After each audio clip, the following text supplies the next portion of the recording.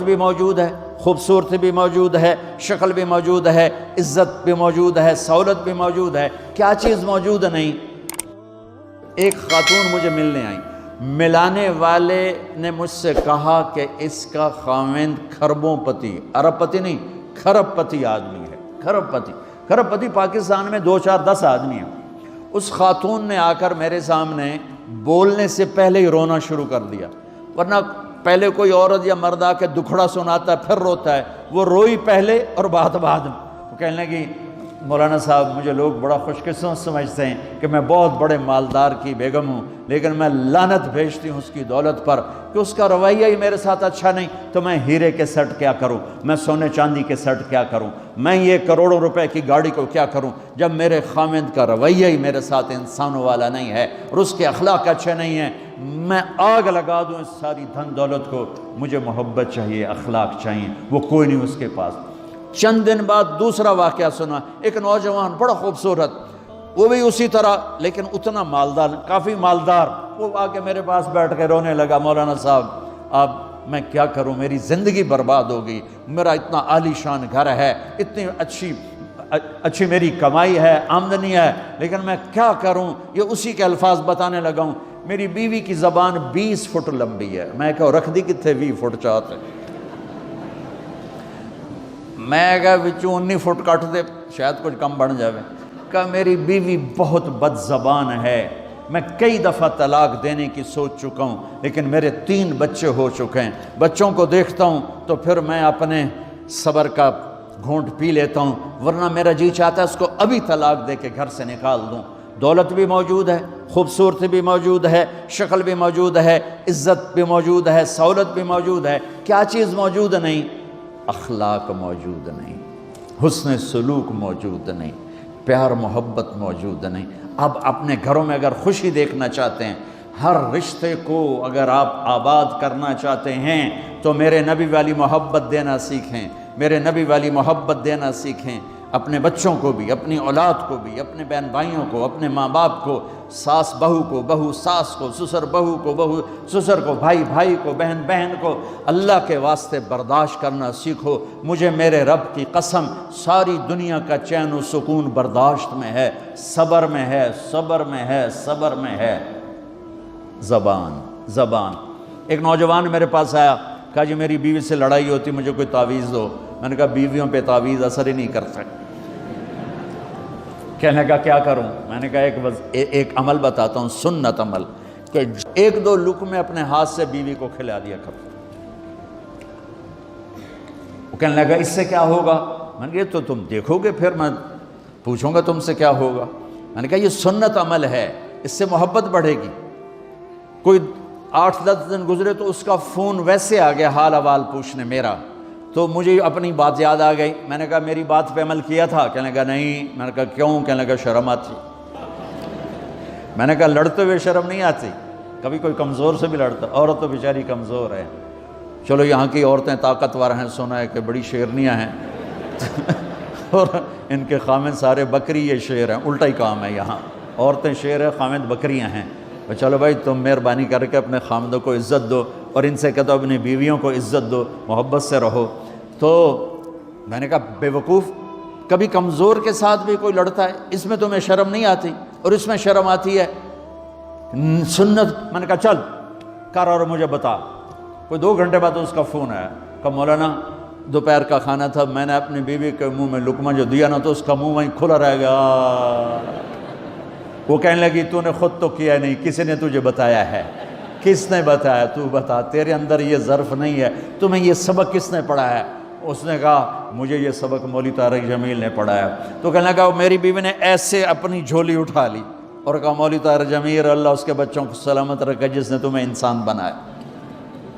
میرے بھائی بہنوں صبر کرنا سیکھو۔ ہماری ایک دھوبن تھی ماسی شریفہ، مر گئی بیچاری، تو وہ آ گئی میری بہن کے پاس، چھوٹا قد، موٹی ڈٹی، تو بڑی لڑک کی، پوری شیرنی۔ وہ آ کے کہنے لگی میری بہن کو، میری بہن تو انہوں چنگی طرح جان دی ہے، بی بی ہے میری نوواں بڑیاں لڑ دیا، میں نے کوئی تویز دے ساریاں میری نوکر بن جانا۔ اب میری بہن کو پتا تھا کہ وہ سارا لڑائی دا تماشا تھا، ماسی شریفہ تو شروع ہوندہ، ادو تو ہوندہ ہی کچھ نہیں، بیچاریاں معصوم جیاں چھوٹیاں چھوٹی عمر دیاں۔ تو میری بہن نے ایک تعویذ بنایا اور اس کو یوں رول کر کے نا اس کو کماسی شریفہ ہن جس لے تیری لڑائی ہوئے نا اس تعویذ تو چک مار کے بہ جانا ہے تے چھڑنا نہیں، جے تو چھڑیا تو مر جانا، انہوں پکا کر کے رکھیں۔ اس نے کیا کیا؟ ماسی شریفوں کو چپ کروایا۔ اب ہمارا دیہاتی ماحول ہے، تعویذوں کی بڑا عقیدت ہے، صحیح تعویذ تو اثر کرتے ہیں لیکن اکثر تو ہیرا پھیری والے بیٹھے ہوئے ہیں سارے ہی، تو اللہ ماشاءاللہ۔ تو 8ویں دن وہ آ گئی، بی بی تو تو بڑا چنگا تعویذ دیتا، ساری لڑائی ختم ہو گئی۔ کیوں کہ ماسی شریفہ چپ ہو گئی۔ تو میں ان ساری مستورات کو یہ تعویذ دے کے جا رہا ہوں، یہ سب لے لو، یہ مرد بھی لے لو، اور جب کوئی جھگڑا ہو یہاں رکھ کے چپ کر کے بیٹھ جانا، آپ کی لڑائیاں ختم ہو جائیں۔ اگر آپ بولتے رہے تو پھر لڑائی ختم نہیں ہوگی۔ میرے نبی کی زندگی سیکھو، معاف کرنا سیکھو، محبت دینا سیکھو، ایسا نہ ہو کہ دو آپس میں بولتے نہ ہوں، ایسی بد اخلاقی سے بچو۔ اور آخری بات یہ ہے، آپ اس ملک میں رہتے ہیں، اب یہ آپ کا ملک ہے، اگر آپ کے پاسپورٹ ہیں تو یہ آپ کا ملک ہے، اس کے قانون کو عزت دو، اس کے قانون کو احترام دو۔ یہاں کی گورنمنٹ کے ساتھ مجھے پتہ چلا ہے کہ بہت سے لوگ ہیں فرضی بیمار بن کے وظیفے لے رہے ہیں، یہ حرام ہے، یہ دھوکہ ہے، یہ فراڈ ہے۔ جو حکومت آپ کی اتنی ہمدرد ہو کہ گھر بیٹھے آپ کو وظیفہ پہنچائے، آپ کے بچوں کے وظیفے لگائے، آپ کے وظیفے لگائے، انہی کے ساتھ دھوکہ کرنا ہے، انہی کے ساتھ فراڈ کرنا ہے۔ اللہ کی قسم یہ آپ اپنے ساتھ فراڈ کر رہے ہیں، یہ آپ اپنی ذات کو دھوکہ دے رہے ہیں، ان کو نہیں دھوکہ دے رہے، آپ اپنے آپ کو دھوکہ دے رہے ہیں۔ ایک سردار جی ریل میں چڑھا، ہنسی جائے، لوگوں نے پوچھا سردار جی بڑے ہنس رہے ہو؟ کہنے لگا ریلوے والوں کے ساتھ آج بڑا فراڈ کیا، چکر کا دے دیا، ریلوے کو چکر دے دیا ہے۔ کہ سردار جی کیا چکر دیا ہے؟ کہنے لگا واپسی کا ٹکٹ بھی لے لیا ہے اور واپس میں نے آنا کوئی نہیں ہے۔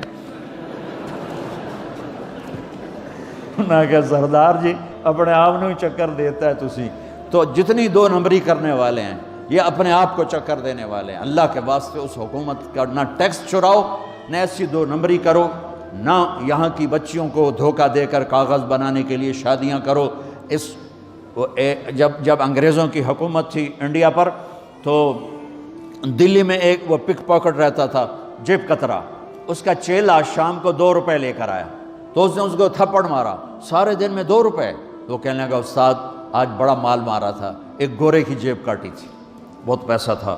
جب میں 4 قدم چلا، سننا ذرا اس زمانے کے چور کا ایمان سننا، کہنے لگا جب میں 4 قدم چلا تو مجھے خیال آیا اگر قیامت کے دن عیسیٰ علیہ السلام نے میرے نبی کو گلہ دے دیا کہ آپ کے امتی نے میرے امتی کی جیب کاٹی تھی تو میرے نبی کو شرمندہ ہونا پڑے گا۔ تو پھر میں نے کہا میری وجہ سے میرا نبی شرمندہ ہو، میں نے جا کر اس کو واپس کر دیا، اے 2 روپے اپنے دے کپ کے لے آندے۔ تو اس نے اس کو 10 روپے انعام دیا کہ یہ 10 روپے تیرا انعام ہے۔ اب آپ اس ملک کے اگر ہیں، آپ کے پاسپورٹ ہیں تو آپ یہاں کے ہیں، آپ اپنے پیچھے اپنے رشتہ داروں کی مدد کریں، جو مرضی کریں، لیکن میرے بھائی بہنوں اس سے اپنا ملک بنا کے چلو، یہاں غریبوں پہ خرچ کرو۔ زکوٰۃ تو مسلمان کو دی جاتی ہے کوئی شک نہیں، لیکن صدقات خیرات پیچھے بھیجنے کے بجائے یہاں کتنے غریب لوگ ہیں، کتنے ضرورت مند لوگ ہیں، کتنے لوگ ہیں جن کے پاس گھر کوئی نہیں، کتنے لوگ ہیں جو کونسل کی طرف سے وظیفہ لے کر روٹی کھا رہے ہیں اور وہ پوری نہیں پڑتی، ایسوں کو ڈھونڈ کے ان پر خرچ کرو، ان کی مدد کرو، کسی کی جانی خدمت کرو، کسی کی مالی خدمت کرو۔ میرے نبی نے فرمایا ہر مسلمان کے لیے ضروری ہے کہ صدقہ دے، ہر مسلمان روزانہ صدقہ دے۔ تو صحابہ نے کہا یا رسول اللہ پیسے نہ ہوں تو آپ کہتے چلو کوئی بات نہیں۔ کہا نہیں سنو، آپ نے کہا بازار میں جا کے مزدوری کرے اور مزدوری کی قیمت وصول کر کے صدقہ کرے، صدقہ اتنا ضروری ہے، بلاؤں کو ٹال دیتا ہے، مصیبتوں کو ٹال دیتا ہے۔ تو یہاں رہنے والے یہاں کے قانون کا احترام کریں، یہاں کے قانون کو عزت دیں، اللہ کے واسطے 2 نمبری نہ کریں، دیانتداری سے چلیں۔ میرے نبی نے فرمایا میرا امتی ہر گناہ کر سکتا ہے، 2 کبھی نہیں کرے گا، ایک جھوٹ کبھی نہیں بولے گا، ایک دھوکہ کبھی نہیں دے گا۔ تو اللہ کے واسطے دھوکے فراڈ سے چلیں۔ کہیں آپ لڑے ہوئے ہیں صلح کر لیں، پیار محبت دیں، معاف کریں، اپنے بچوں کو ٹائم دیں، ان کو اچھی تعلیم دیں، یہ اعلیٰ عہدوں پر پہنچیں، اعلیٰ جاب پر پہنچیں۔ ضروری نہیں کہ تمہاری طرح مزدوریاں ہی کریں، ان کی تعلیم کا یہاں سکول بناؤ، یہاں کالج بناؤ، اپنے اسکول بناؤ، اپنے کالج بناؤ، اپنی اولاد کو اچھی سے اچھی تعلیم دو کہ یہ آگے چل کے بڑے شعبوں پر اور بڑی جاب پر پہنچیں اور تمہارے لیے عزت بنے، باعث عزت بنے، باعث افتخار بنے۔ آپس کی پیچھے لڑائی چل رہی، اس نے 1 کنال کا گھر بنایا، میں نے 2 کنال کا بنایا۔ اور میں ایک جگہ گیا، پہاڑ، میرپور گیا، میرپور بڑے بڑے گھر شہر میں انٹر ہونے سے پہلے، بڑے بڑے گھر، میں نے کہا یہ، اور لگیں جیسے خالی، میں نے کہا یہ کیا ہے؟ میں پہلی دفعہ میرپور، کہا یہ انگلینڈیوں کے گھر ہیں، ان کے مقابلے لگے رہتے ہیں، اس نے کنال کا بنا، میں 2 کنال کا بناؤں گا، اس نے 2 کنال کا بنا، میں 4 کنال کا بناؤں گا۔ بناؤ گھر اپنی ضرورت کے بنا لو، جب جانا ہو وہاں، نہ تم جانے والے ہو پیچھے نہ تمہاری اولادیں، ان کو یہاں کی نسوار لگی، واپس جائیں گے لوڈ شیڈنگ میں۔ ایک پٹھان بھائی ناراض نہ ہونا، ادھر بہت ہیں پٹھان، تو ایک پٹھان کا خرگوش گم ہو گیا، خرگوش، تو لوگوں نے افسوس کیا، خان جی آپ کا خرگوش گم ہو گیا، کہنے لگا خوچا کوئی بات نہیں ہے، ہم نے اس کو نسوار کا عادی بنایا ہوا ہے، جب نشہ ٹوٹے گا ہمارے پاس آئے گا۔ یہ تمہاری نسل اور تم انگلینڈ کی نسوار کھا کھا اب تم پاکستان جاؤ گے، ہندوستان جاؤ گے، بنگلہ دیش جاؤ گے، تم نے یہی رہنا ہے۔ اسے اپنا ملک بنا کے چلو، سنسیئر ہو کے چلو، اس کے قانون کا احترام کر کے چلو۔ یہاں غریبوں پہ صدقہ تو غیر مسلموں کو دو، ان کے دل قریب ہوں، ڈھونڈ ڈھونڈ کے دو، وہ تم سے پیار کریں، وہ تم سے محبت کریں، ان کے ہائے ہائے۔ او میرے نبی تشریف فرما تھے، ایک طوائف گزری، طوائف پروسٹیٹیوٹ، وہ آپ کو دیکھ کے نا آپ کا مذاق اڑانے کے لیے، کیسا نبی ہے، اکیلے بیٹھ کے کھاتا ہے، کسی کو پوچھتا ہی نہیں۔ غیر مسلم، کافر، طوائف، کتنی برائیاں اکٹھی ہو گئی۔ آپ نے کہا آ جا، وہ آ کے بیٹھ گئی، آپ نے کہا کھا، وہ تو آپ کا مذاق اڑا رہی تھی کہ نہیں ایسا نہیں کھاؤں گی، جو تیرے منہ میں ہے اپنے ہاتھ سے نکال کے مجھے کھلا۔ اس کا خیال تھا یہ مجھے ڈانٹیں گے، کہیں گے اس کو اٹھاؤ، 2 چھتر مارو، اس کو دفع کرو، میں کہوں گی دیکھو تمہارا نبی کیسا ہے، اتنا بد اخلاق۔ تو انہوں نے کہا نہیں، تو جو تیرے منہ میں ہے وہ نکال اور اپنے ہاتھوں سے میرے منہ میں ڈال۔ میرے نبی نے کہا یہ لو، آپ نے لقمہ منہ سے نکالا اور اس کے منہ میں ڈالا۔ اب پنجابی کی مثال ہے، کبے نو لت لگی اور سدھا ہو گیا۔ میرے نبی کے منہ کا لعاب جب اس طوائف کے منہ میں گیا، وہ ساتھ ہی کلمہ پڑھ گئی، ایمان لے آئی اور مدینے کی شریف ترین عورت بن گئی۔ میرے نبی تو اس طرح اخلاق والے تھے۔ یہاں تو نوکر سسٹم نہیں، میں پاکستان میں بھی روتا رہتا ہوں کہ نوکروں کے برتن الگ ہیں اور مالکوں کے برتن الگ ہیں، عورتوں کی نوکروں کی پلیٹ الگ ہے اور مالکوں کی پلیٹ الگ ہے۔ میرے نبی نے طائف کے کافر آئے، روزانہ ان کے ساتھ بیٹھ کے رات کو کھانا کھاتے تھے، ان کا جھوٹا کھاتے تھے۔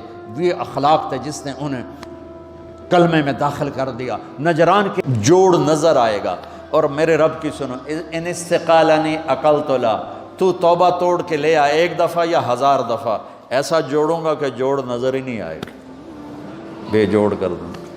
اور یہ تیرے کرامن کاتبین کو بھی نہیں پتہ چلے گا کہ یہ توبہ ٹوٹی ہوئی ہے اور ٹوٹ کے جڑی ہے یا ٹوٹی نہیں۔ اللہ ایسی توبہ ہماری قبول کرے گا۔ جب ہو توبہ کرو، جب ہو توبہ کرو۔ تو نیت کرتے ہو توبہ کی؟ اگر ہم نے سچے دل سے کر لی تو اللہ کی قسم یہیں بیٹھے بیٹھے ہم سب ایسے ہو جائیں گے جیسے ماں کے پیٹ سے نکلے ہوں۔ اور پھر اگر ٹوٹ جاتی ہے، وہاں جا کے ٹوٹ جاتی، پھر کہنا یا اللہ میری توبہ۔ ماں تنگ آ کے شاید بچے کو مارنے لگ جائے، لیکن میرا رب کبھی تنگ نہیں پڑتا، جب بھی جھکو گے معاف کرے گا، جب بھی جھکو گے معاف کرے گا۔ اللہ تعالی ہمیں توفیق دے۔ تو میرے ساتھ کہو یا اللہ میری توبہ، پھر کہو یا اللہ میری توبہ، پھر کہو یا اللہ میری توبہ۔ اب اگر دل سے ہے تو سب معاف ہو گیا۔ آپ سب کو مبارک ہو۔